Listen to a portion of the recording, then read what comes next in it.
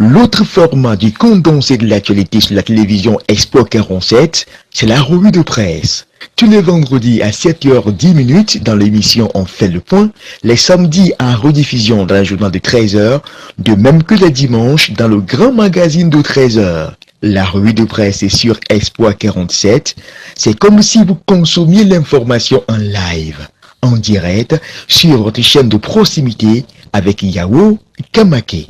Salut à vous tous, chers téléspectateurs de la télévision Espoir 47.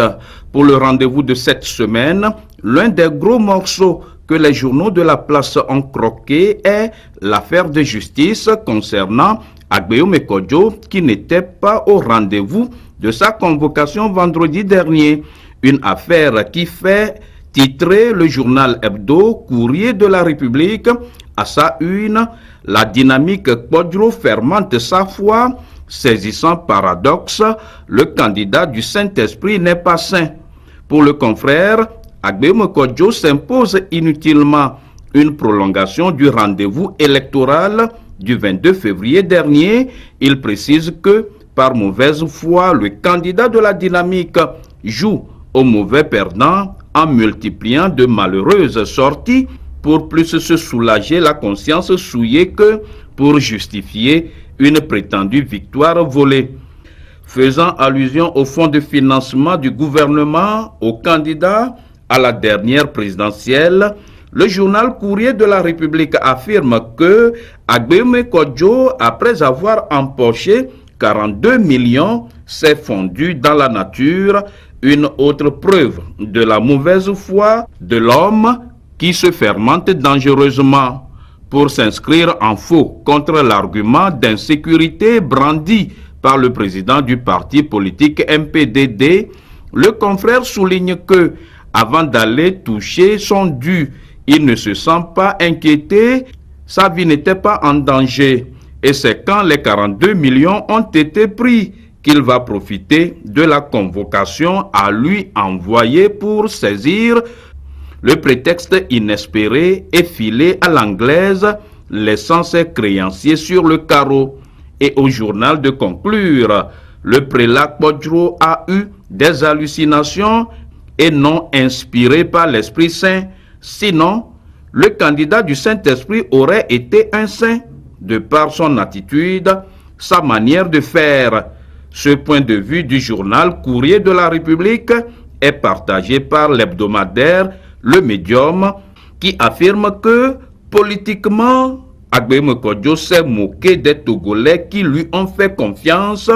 Pour le confrère, avoir 20% de l'électorat en 7 ans où le parti au pouvoir se prélasse aisément comme la plus grande formation politique dans le pays, ne pas savoir le capitaliser et fuir pour embrasser des chimères à l'étranger n'est pas un signe d'intelligence.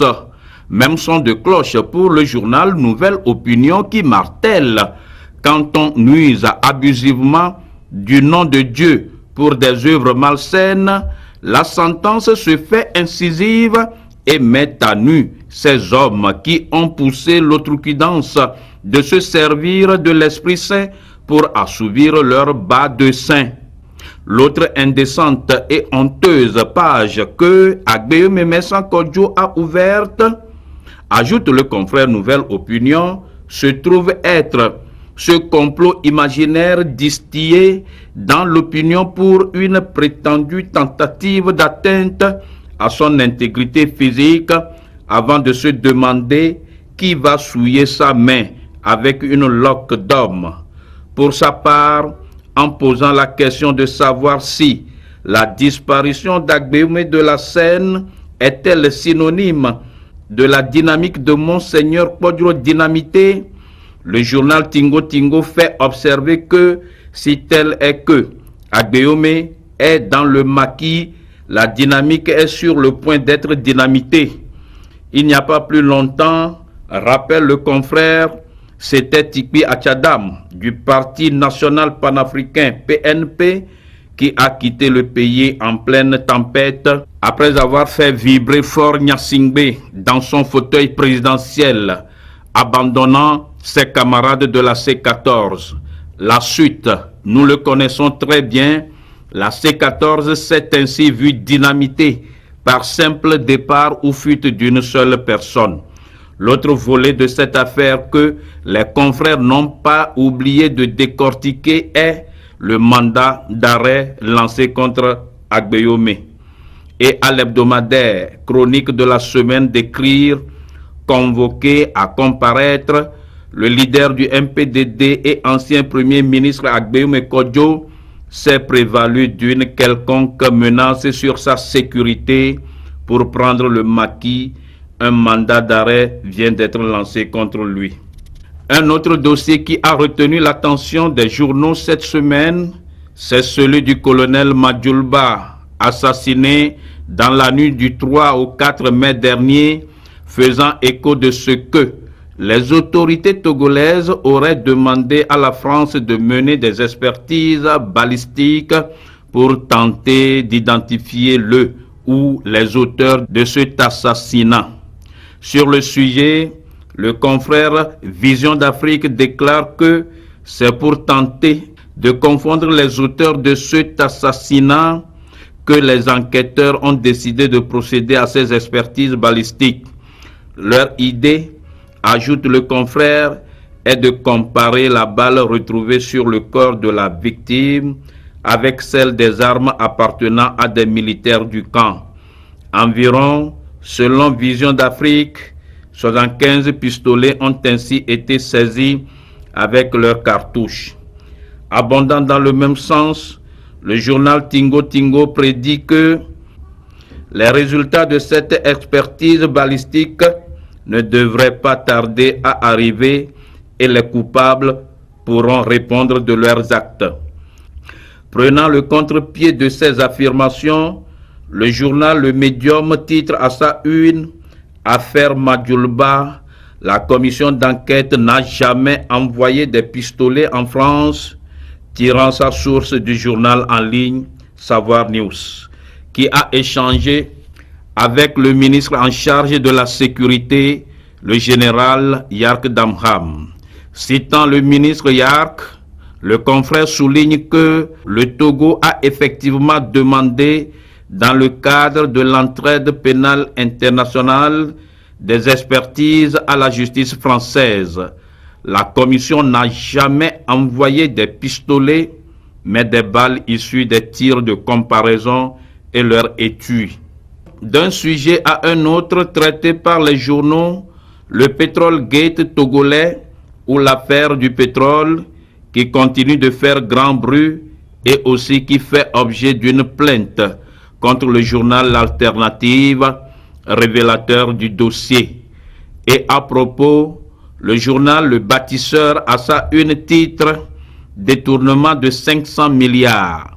Plainte de Fabrice Adjakli contre le journal L'Alternative, Ferdinand a été très serein. Pour le journal Le Bâtisseur, les premières réactions stoïques du directeur de publication de l'Alternative suite à la plainte de loin des mises en cause dans cette affaire de Petrolgate méritent d'être partagées. Le confrère, en citant le DP de l'Alternative Ferdinand Haïté, écrit « Ne vous inquiétez de rien, il est dans l'ordre normal des choses que quelqu'un qui est mis en cause dans une affaire puisse porter plainte. C'est son droit le plus absolu. Les plaintes font partie du quotidien des journalistes. Il n'y a donc aucune inquiétude. » Cette semaine encore, beaucoup de journaux sont revenus sur la dépravation des mœurs dans les écoles, des comportements des élèves taxés de surréalistes et d'indécents par courrier de la République qui impute la faute aux parents. Le confrère s'interroge à cet effet comment de doux êtres qui sont à la recherche du savoir pour être les dignes filles et fils pour la relève de demain ont pu se transformer en des machines sexuelles, des élèves dont les attitudes indécentes et frivoles n'ont rien à envier à celles des stars des films X. Sur cette affaire, Nouvelle Opinion revient sur les gages d'assurance du gouvernement sur lesquels le ministre Afo Atcha-Dedji rassure, je cite, « Ça nous a écœurés et c'est inadmissible. On ne peut pas laisser tomber cette affaire. Nous allons sévir. Si nous avons tenu à faire le tour de ces établissements, c'est que pour nous, ces élèves doivent être sanctionnés. » Fin de citation. Voilà, chers téléspectateurs de la télévision Espoir 47, ce sera tout pour la revue de